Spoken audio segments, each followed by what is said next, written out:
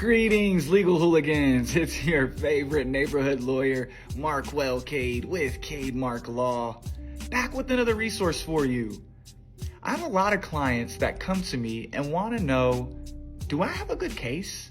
Is my case strong?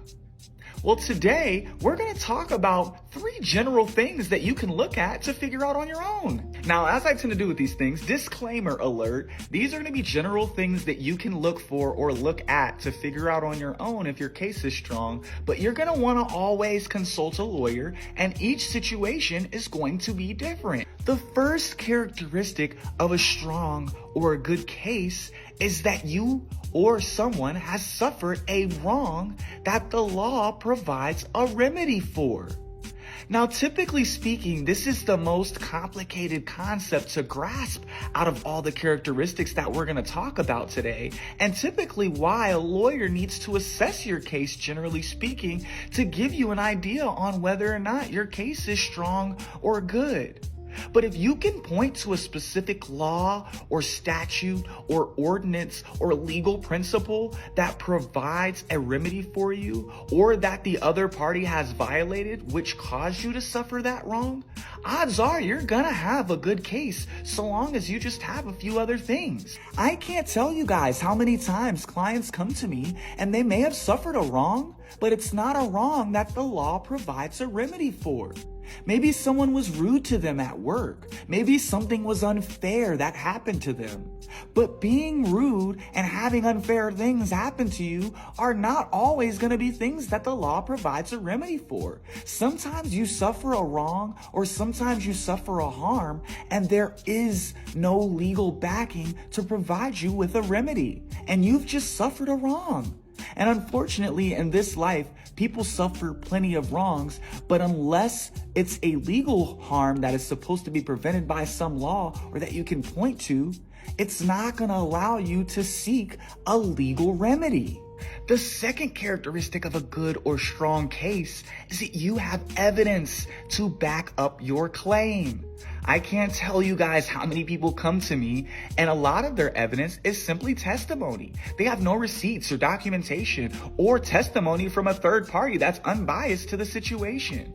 In those situations, it's not impossible to plead your case, but the more evidence you have, the stronger your case will be.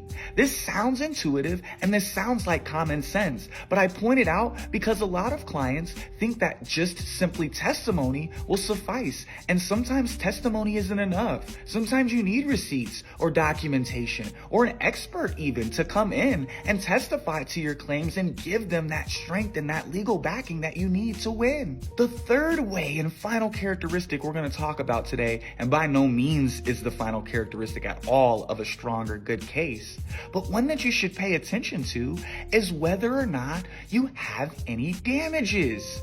I can't tell you guys how many times clients come to me and they may have suffered a wrong, and maybe the law provides a remedy for suffering that wrong, but they have no damages. And if you have no damages, you cannot sue someone. You can't participate in a lawsuit. Just because you've been wronged and the law provides a remedy for that wrong doesn't mean that you automatically have legal backing. If that wrong didn't cause you any harm, you don't have the ability to sue.